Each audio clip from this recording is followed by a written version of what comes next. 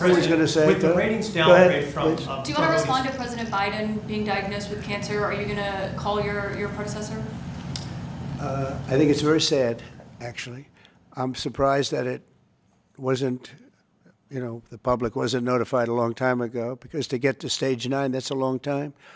I just had my physical. You saw that. You saw the results of that particular test. I think that test is standard to pretty much anybody getting a physical, good physical. We had the doctors at the White House and over at Walter Reed, which is a fantastic hospital, do it. I did a very complete physical, including cognitive tests. I'm proud to announce I aced it. Got them all. I got them all right. You proud of me? Yes. Your husband would be proud of me for getting them all right. It's a little risk. If I didn't get them all right, these people would be after me. It would be not a good situation. But I think, frankly, anybody running for president should take a cognitive test. They say it's unconstitutional, but I would say in that particular case, having a cognitive test wouldn't be so bad. But when you take tests, medical, as a male, that test is very standard. I don't know if it's given to everybody, but it's given just about.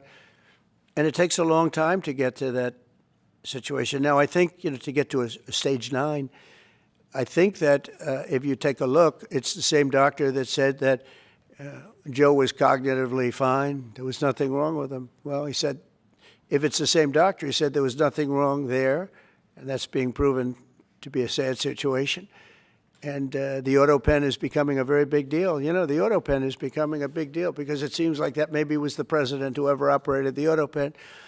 But when they say that that was not good, they also, you have to look and you have to say then the test was not so good either. In other words, there are things going on that the public wasn't informed. And I think somebody's going to have to speak to his doctor. If it's the same, or even if it's 2 separate doctors, why wasn't the cognitive ability, why wasn't that discussed? And I think the doctor said he's just fine, and it's turned out that's not so. It's very dangerous. Look, this is no longer politically correct. This is dangerous for our country. Look at the mess we're in. You're talking about all these questions on Ukraine and Russia that would have never happened. As an example, if I were president, would have never happened. The other thing is you have to say, why did it take so long? I mean, this takes a long time. It can take years to get to this level of danger.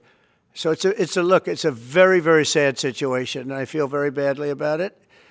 And I think people should try and find out what happened, because I'll tell you, I don't know if it had anything to do with the hospital. Walter Reed is really good.